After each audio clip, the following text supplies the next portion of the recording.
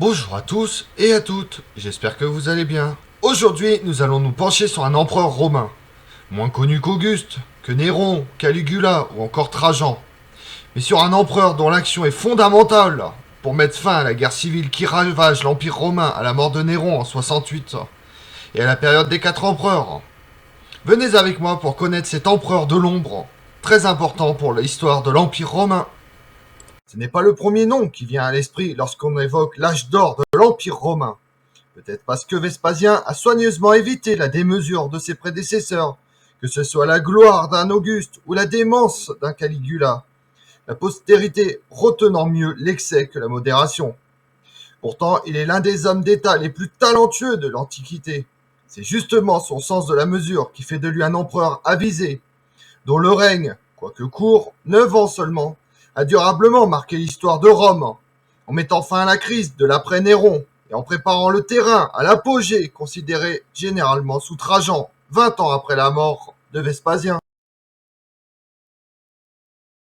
Vespasien, né en l'an 9 de notre ère, il est issu de la gens Flavia, une petite famille plébéienne sans histoire du Latium.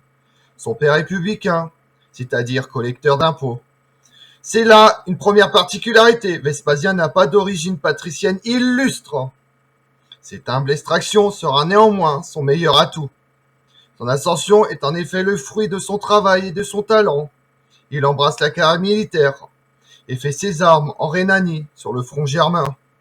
Il se distingue ensuite aux côtés du général Aulus Placius à l'occasion de la conquête de Britannia, entreprise par Claude et achevée, du moins pacifiée, sous le règne d'Adrien. En 62, il est proconsul de la province d'Afrique, l'actuelle Tunisie, et semble faire le bonheur de ses administrés, un modèle d'une intégrité absolue, nous dit Suétone. Personne ne le voit venir, tandis qu'il remplit ses missions avec brio et s'élève dans la hiérarchie de l'Empire romain. Lui-même ne songe pas au principat, qui semble être la propriété exclusive de la famille Julio-Claudienne.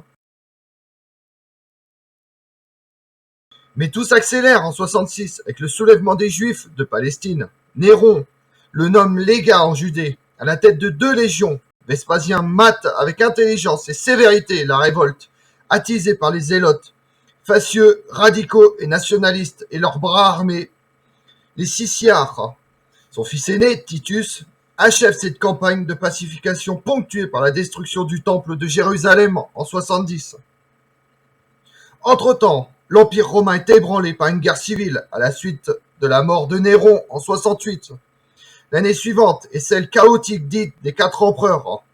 Vespasien est proclamé imperator par les légions d'Orient. N'a plus qu'à attendre que le principat lui tombe dans les mains. Ses troupes évincent Vitellus, son ultime adversaire. Après une féroce bataille en Lombardie, le pouvoir l'appelle.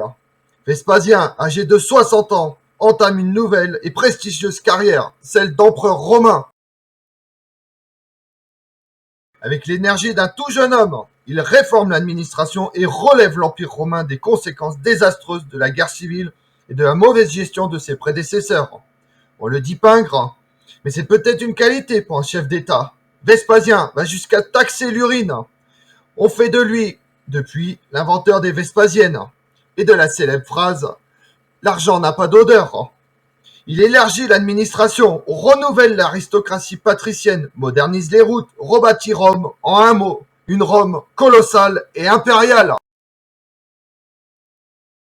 Propos de Colosse, c'est lui qui commande la construction du Colisée. Malgré sa brouille avec les stoïciens, Vespasien est adoré par son peuple, qui voit en lui plus qu'un chef d'État, un bon père de famille. Il reçoit les citoyens qui lui demandent audience dans sa modeste maison.